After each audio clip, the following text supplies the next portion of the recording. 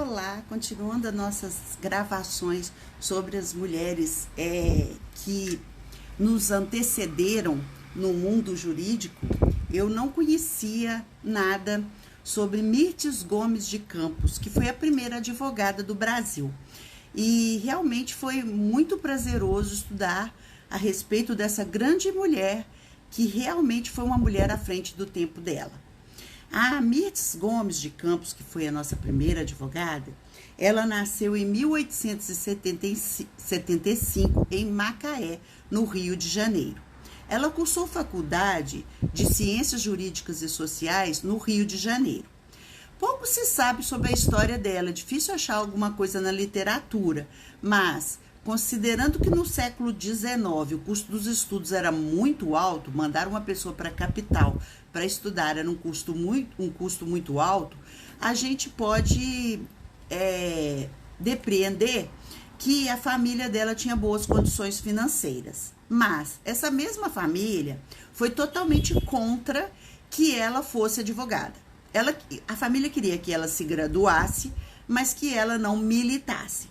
Porque várias mulheres no Recife já haviam se graduado em direito, mas nunca ninguém tinha pleiteado a função de advogada, nunca ninguém tinha tentado ser advogada. Por quê? Porque naquela época as mulheres não podiam trabalhar, as mulheres podiam dar aulas, as mulheres podiam participar de trabalhos sociais, mas elas não podiam trabalhar.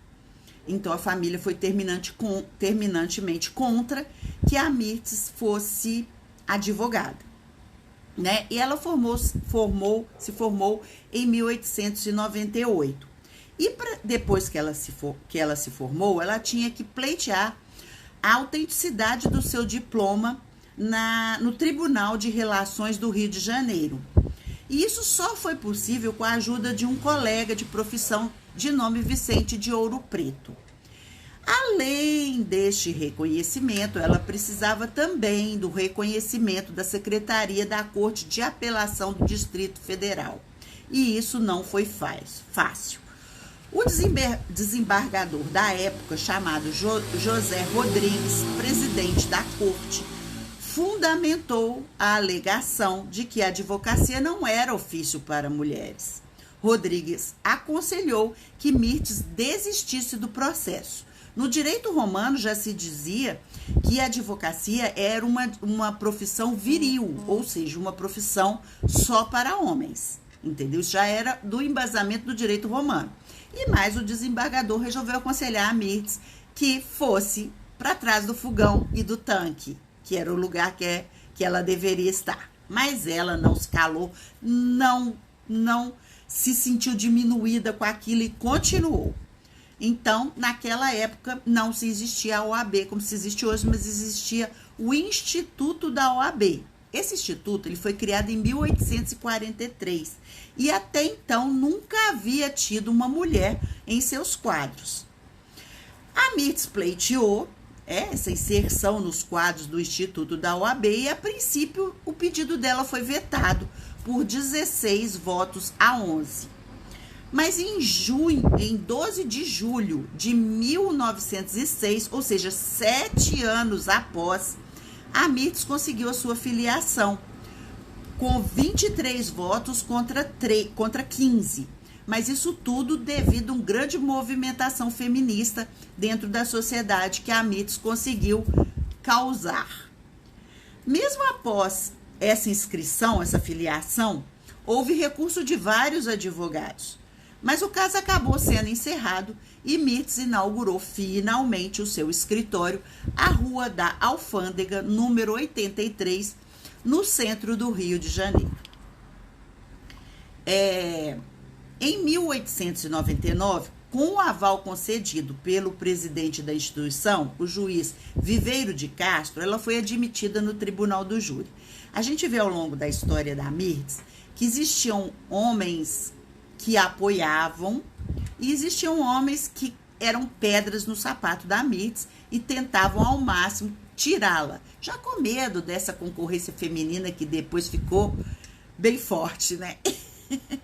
Então, ela começou a trabalhar no Tribunal do Júri, e ela representou Augusto Ferreira, que foi acusado de agredir um homem com golpes de facadas.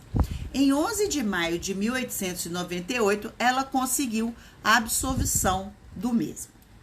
Mirtes defendeu o trabalho feminino, o divórcio, o aborto, e logo ela foi muito apedrejada pelos profissionais da época. Ela gerou muita polêmica.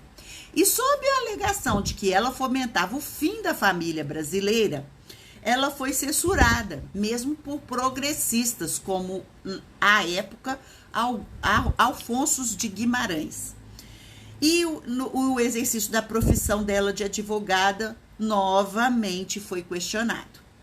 Mas Mirtes era uma mulher à frente de seu tempo. Em 1908, já assegurava a capacidade das mulheres casadas e defendia a igualdade de direitos entre cônjuges. Lembrando que naquela época a mulher ela não tinha capacidade civil, né? Ela não, por ser mulher, ela não tinha capacidade civil. Ela era um ser muito abaixo do homem, sem capacidade nenhuma para exercer a vida civil, né? Em 1910, ela colocou em pauta o voto feminino, o reconhecimento do voto feminino, mas foi indeferido, foi bem depois o voto feminino. Em 1924, assumiu um cargo no setor de jurisprudência do Tribunal de Apelação do Distrito Federal, cargo que ocupou até a sua aposentadoria em 1944, e também se tornou colunista do jornal O Comércio. Então, eu vou deixar aqui um pouquinho da história dessa grande mulher, que eu tenho muito orgulho de ter sido, ter aberto caminhos para nós advogadas podermos exercer a nossa atividade como nós exercemos hoje, com total autonomia e liberdade. Agradeço imensamente essa mulher ter existido e ter lutado por nós.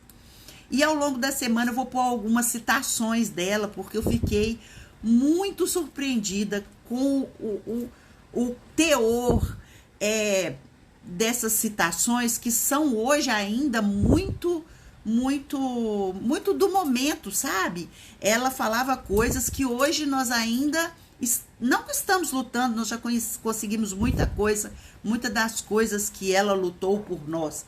Mas a argumentação que ela usou naquela época é muito atual para alguns assuntos que a gente ainda discute. Então, eu vou colocar aqui as citações, porque vale a pena. Eu vou colocar no Instagram e tal, me acompanhe, porque vale a pena, porque são citações com um cunho de fundamento muito bom. Se você está me vendo pelo YouTube, compartilhe esse vídeo, comente, se inscreve no canal, que isso ajuda a divulgar e aumentar o alcance do meu vídeo. E se você está vendo em outra plataforma, eu peço que divulgue também, para que o meu vídeo tenha um alcance ainda maior e possa atingir outras pessoas com essa história tão maravilhosa da Mirtes, a primeira advogada do Brasil. Ok? Até mais, até o próximo post.